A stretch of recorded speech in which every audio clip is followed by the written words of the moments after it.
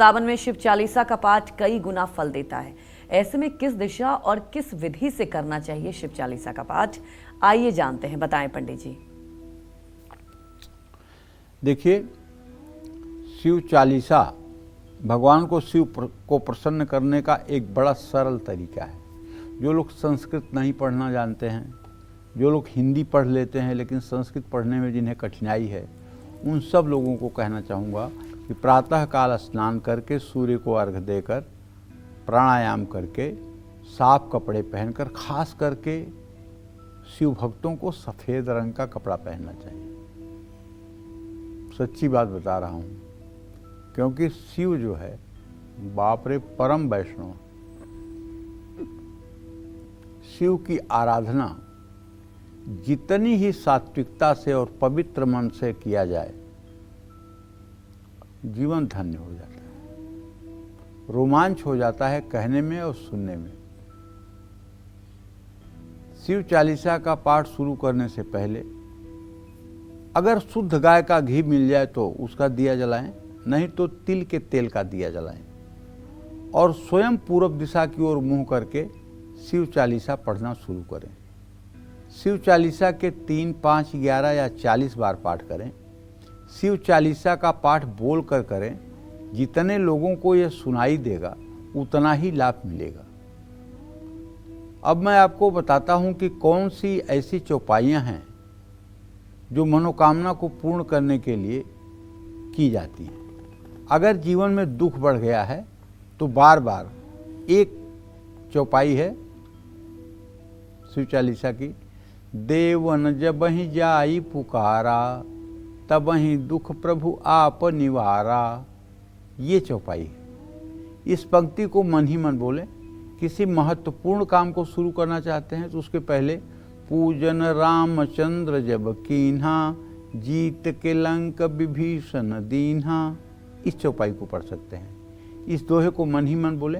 कर्ज से मुक्ति पाने के लिए ऋणिया जो कोई हो अधिकारी, पाठ करे सो पावन हारी, कर्ज खत्म हो जाएगा। मन ही मन बोले। धन प्राप्ति के लिए धन निर्धन को देत सदा ही, जो कोई जांचे वो फल पाही। संतान प्राप्ति के लिए पुत्रहीन कर इच्छा कोई, निश्चित शिव प्रसाद ते ही होई।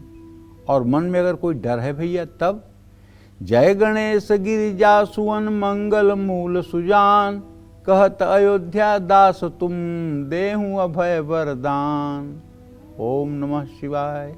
तो इस तरह से इन मंत्रों को बोलते हुए आप अपनी मनोकामना को पूर्ण कर सकते हैं। कुल मिलाकर के बताऊं, देखिए, अगर आप अपने भरोसे हैं, this is my duty, this is our responsibility, ये मेरी जिम्मेदारी है, ये मेरा उत्तरदायित्व है, अगर ऐसा भाव आपके अंदर है, अहंकार विमूढ़ आत्मा कर्ता एवं मन्यते, अगर आप अपने को कर्ता मान रहे हैं, तब तो लड़िए समय से, कुछ नहीं कह सकते हम।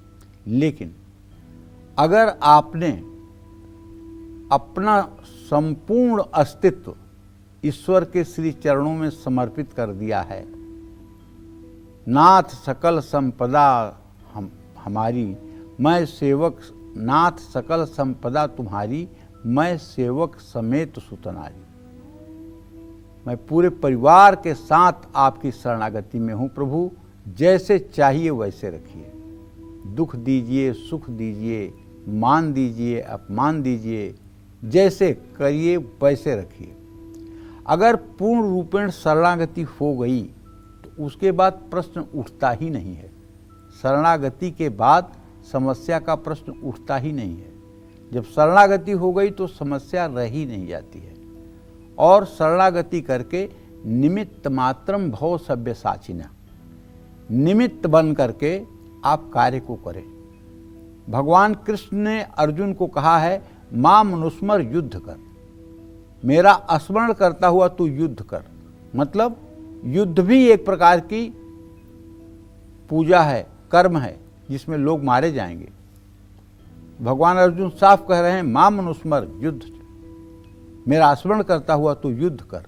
उसी तरह से इस भवसागर में आप अगर परिस्थितियों से लड़ रहे हैं तो भगवान शिव का स्मरण करते हुए आप इस लड़ाई को जारी रखें। सफलता आपके कदमों में होगी। जय मां विंध्यवासिनी।